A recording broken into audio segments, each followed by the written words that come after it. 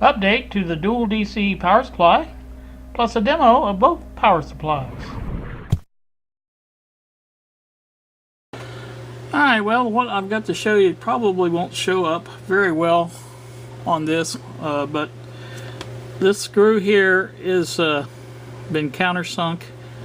I'm using these little brass screws, and you notice, I think you can see all the rest of them are countersunk, so they should fit a lot better than I was originally using that cap-headed screw, but I decided to go with these because they look a little bit better, I think. They're all matching, and I have plenty of them, so that's the reason why. The power supply itself, this board here, you remember I told you I hadn't quite finished it. It is finished now. Let me back up here so I don't have to hold this up so high. This is the bleeder resistor, and this is the output here, AC or plus and minus. And if we turn this over, we see this is the minus, goes up to the minus rail here. I like my pointy stick better. And the plus rail goes over to the plus. Now the bleeder, it goes from here, which is the minus rail, over to the positive rail. You can't see it right there, it comes in right there. So that is all done. So that looks pretty good, I think. Should be heavy duty enough, I think, to handle the current. And I have the holes drilled for this board now. Here's one here, one here, one here. Originally I drilled one up here, but I'd have to lean that resistor over, and I don't really want to lean it over. I like the space under it like that. So I'm going to stay with that and use this hole here. And once I get my meter, the meter has moved again. It's I think it has departed New Jersey, I think. This is a little different system they're using on this tracking number. It's an ES number, and I have never seen that, and Google didn't even know what to do with it. So I think this is the Chinese version of their tracking, and it is following along pretty good. I mean, it seems to be anyway. So that's what we're hoping. It will be here, you know, not too long, maybe by the end of the week. Not this week, but next week, I don't know, we'll see.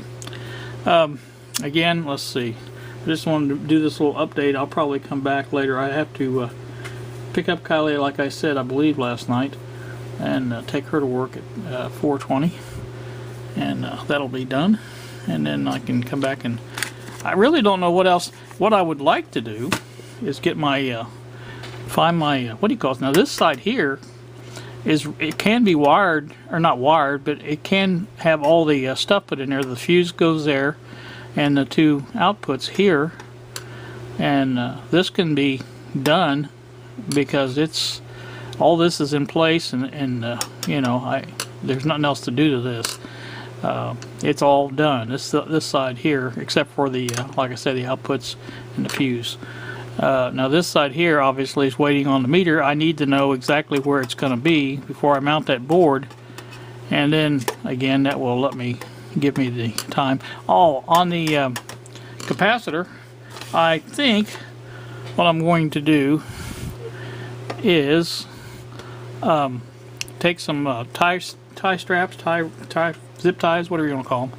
I've got some big ones, and I think I'm going to go ahead and put those inside, mount 2 screws on each side like that, and one here and here like that, so there'll be 4 screws. I have plenty of these little screws. I don't know where they're at, but I have plenty of them. They've gone away. Oh, I guess these are it here. So I got plenty of those, and I can do that, and then secure the strap to it, the zip tie, and then lay the capacitor in there and zip it around there. And I think that's going to be the best way to do it. One of them I plan on putting right there by the lip, or whatever they call that thing right there. And I probably will put one screw in the bottom with a little maybe something like this plastic here on it, so it would come up like that and hold the cap in, so it won't go down.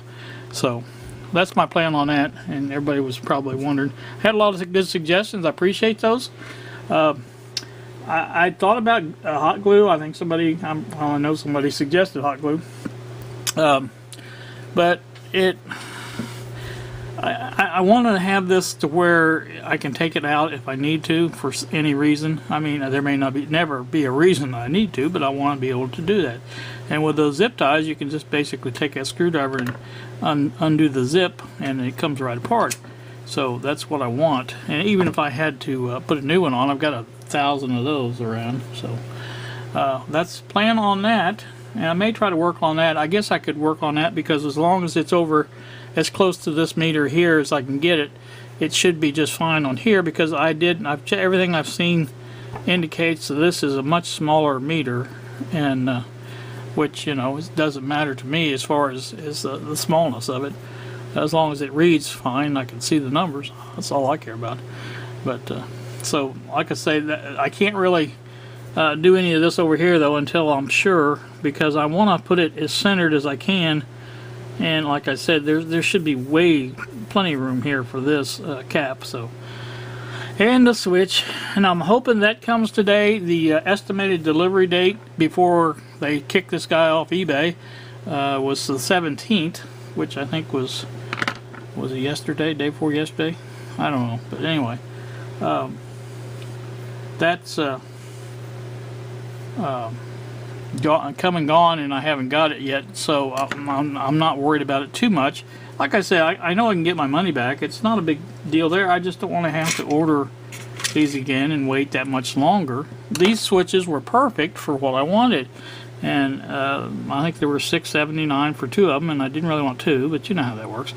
And so you know, I'm hoping that it will work, and that there's going to be plenty of room in here, I'm sure, because that corner of the board goes right there, and you know, that's a pretty big space, because the other one's going to be about the same.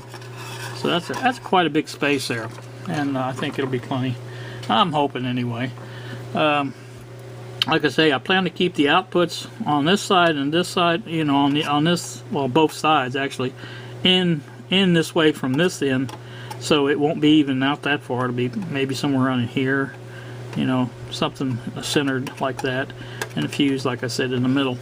So that's the plan. That's what I've got going with that. I think that's it. I think I've said everything I need to say. I don't know when this will get posted. I probably will add a little bit to it, especially if something comes in the mail. So that's going to do me until I do the next bit. Good evening, YouTube. Here with you at, well, you can even see the time, 8:40. Here with you to do a demonstration of both the power supplies. I'm doing the repeat on the lower voltage DC power supply, the one that's higher amperage, because of the fact that I reconfigured it, reboarded it, whatever you want to call. So what I've got going here is, you can see one camera is on the Variac AC panel, and the AC panel is hooked up to, let me show you that. I'll use the other camera here, being as this will be the handheld, the other Kodak Play Touch. There's the yellow leads are the AC coming out of the Variac there, and they run down that cord there and run around there and come over under my phone and right here. So now that's the AC input, and the AC or the DC output is the red and green here, and the only thing they are hooked to is the fluke meter, which is on the other camera there. So I've got the capacitor in there, just clip leaded in to the end pieces. That's where it's going to be at.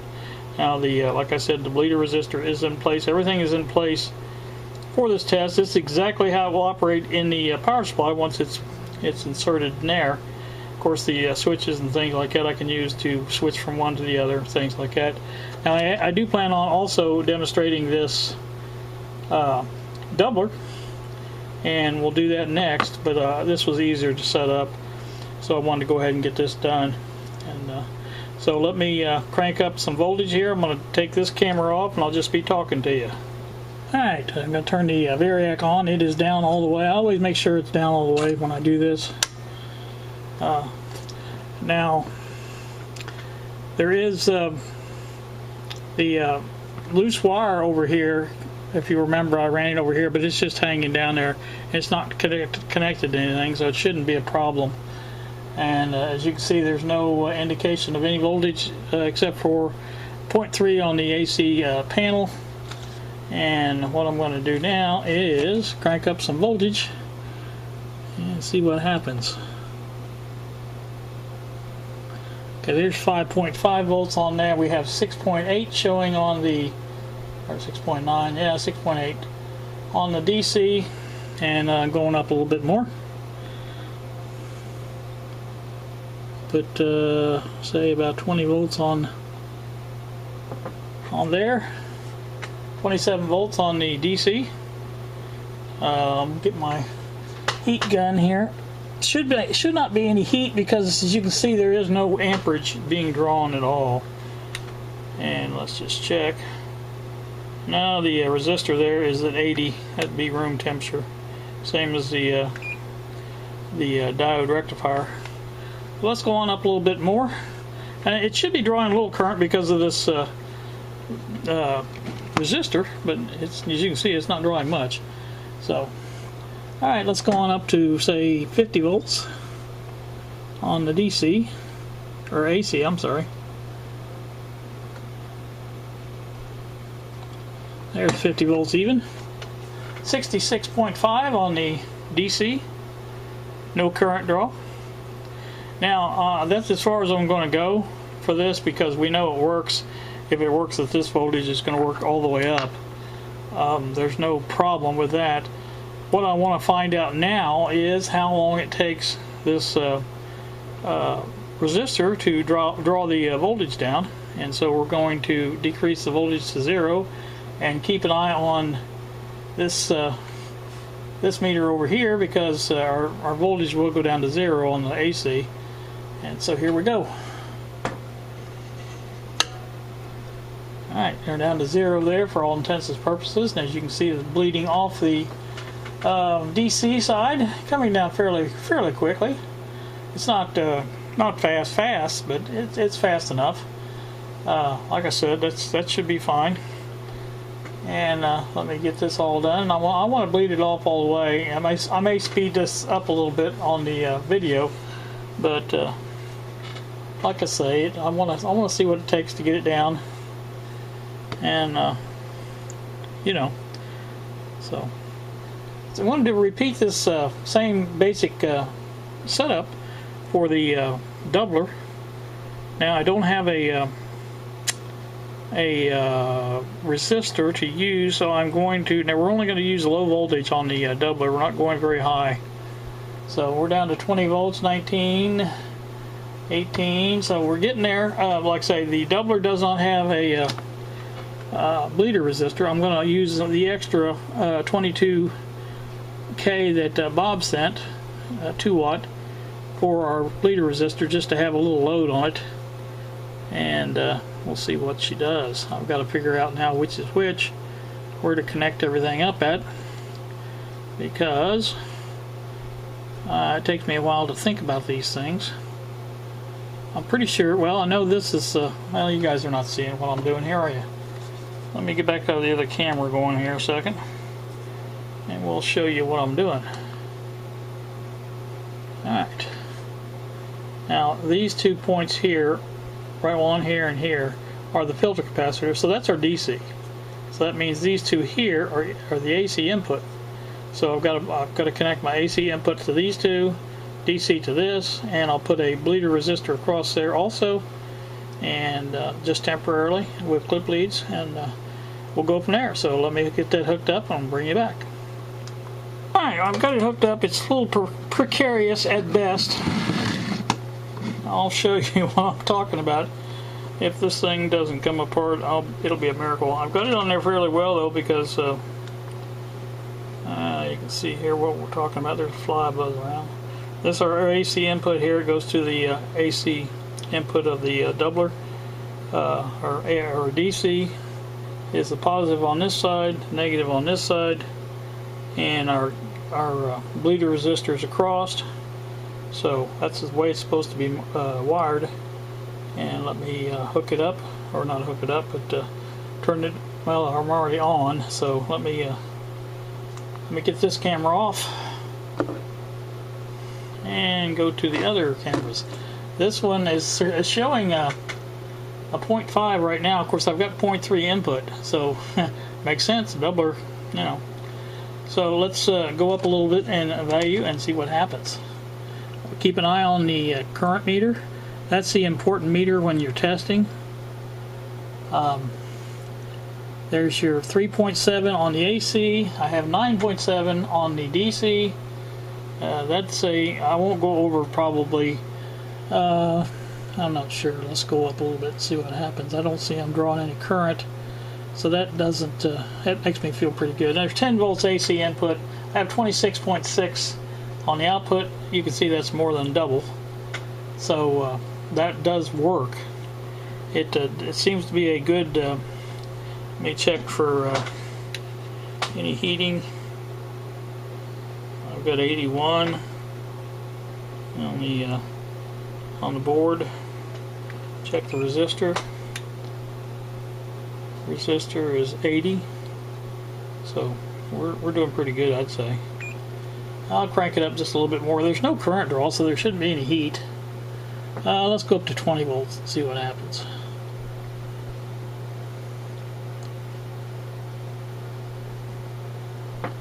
There you go. There's 52.9 on the DC, as you can see. Or you should be able to see. Again, no current draw. So I'd say this is a pretty much success for a test.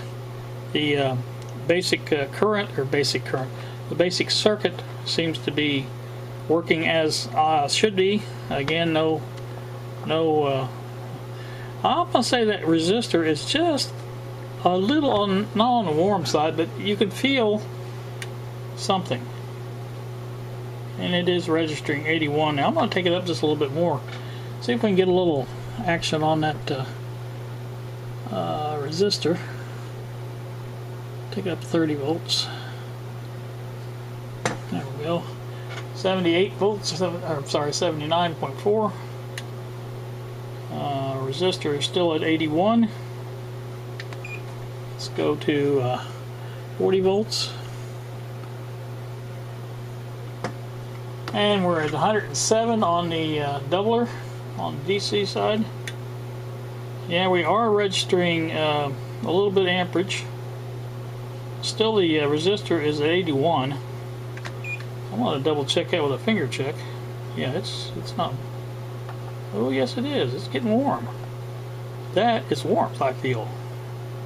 Huh. That I'd say is more than 81. Oh, 82. I don't think I'm getting that exactly where it's supposed to be or something. Double check over here and see what we get. Nothing there out of the ordinary. 80, 81. Capacitors are not heating at all. So, still going to crank it up just a little bit more. Go up to 50 volts.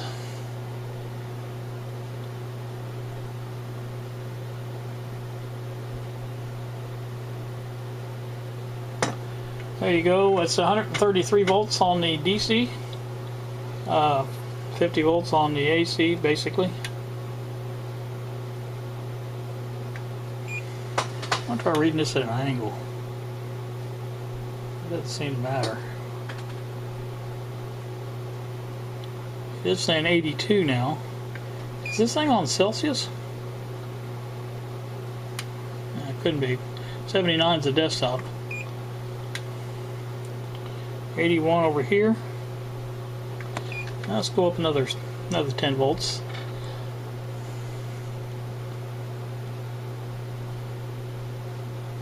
I think that's probably as far as we want to go with that resistor, though. Although it's not hot, obviously. Definitely a little current going to it. That's basically 20 milliamps is what we're getting. Still at 83 now. It is going up ever so slightly. Oh, I had 85 right there. Alright. You can see it's going up. Alright, we're at 160 volts basically. And 60 volt inputs. That's actually closer to a triple, isn't it? Anyway, that's going to do this test. Like I said, I'm not going to go up any higher. The resistor is warm to the touch. I can't keep my finger on it. So I'd say that's warm enough. Again, you can see it's bordering 19 and 20 milliamps, so on the AC side, so maybe more on DC. So that should do that. Let me turn this down and see how quick the resistance goes off. There, it's all the way down. Oh, look at that. That draws real quick. That's amazing. Of course, that's why I think Robert wanted to use Bob. You know Bob. Wanted to use a 47K instead of a 22K. Like I said, that got warm, pretty warm. Warm to the touch. I think that's not an accurate measurement in my book. 80, even 85 has 86. I don't know. It might be accurate. I don't know. I can put my finger on an 86 degree something or other though usually, and it's going down though. Alright, that's going to do this. You can see the demonstration worked, and I'm amazed that the clip leads stayed where they were supposed to, but they did. I'm happy about that. And this is going to do this video, I'm pretty sure, with what else I had on here. So you guys have a wonderful, wonderful evening.